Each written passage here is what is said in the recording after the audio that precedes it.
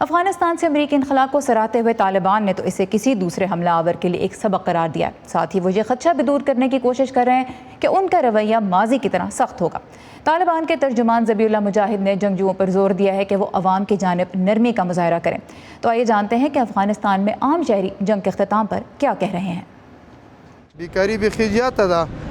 ملازمتیں نہیں ہیں، اسی لیے لوگ پریشان ہیں۔ طالبان کو ملازمتوں اور تعلیم کے مواقع پیدا کرنے چاہیے۔ فی الحال تو کوئی نوکری یا تعلیم نہیں ہے۔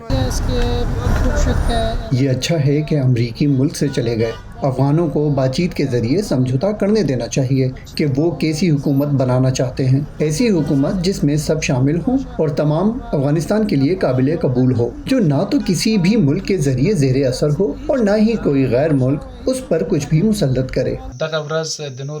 یہ دن ملک کے دیگر حصوں کی طرح خوست میں بھی انتہائی گرم جوشی کے ساتھ منایا گیا۔ اپنی تقریروں میں انہوں نے بیرونی انخلا کو افغانستان کی آزادی سے تعبیر کیا۔ لوگ خوش ہیں کہ افغانستان میں امن کا قیام ہو گیا ہے، لیکن حقیقت میں شہر میں لوگ مختلف مشکلات کا شکار ہیں۔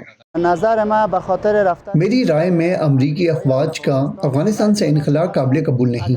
ان کے افغانستان سے چلے جانے سے ملک میں عدم تحفظ بڑھ جائے گا۔ میں سمجھتا ہوں کہ ملک کی سلامتی کو یقینی بنانے اور ملک میں رونما ہونے والے واقعات کو روکنے کے لیے امریکی افواج کو افغانستان میں موجود ہونا چاہیے۔ لوگ بہت تھک گئے ہیں، بہت بے بس ہیں۔ اب مزید برداشت کی طاقت نہیں رہی۔ ہمیں ان ڈرون حملوں کے علاوہ کسی اور بات کی فکر نہیں ہے۔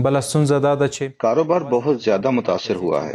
سیل اب پہلے کی نسبت نصف سے بھی کم رہ گئی ہے، کیونکہ لوگوں کے پاس پیسے نہیں ہیں اور انہیں اپنے پیسوں تک رسائی حاصل نہیں ہے، کیونکہ بینک سے نہیں نکال سکتے۔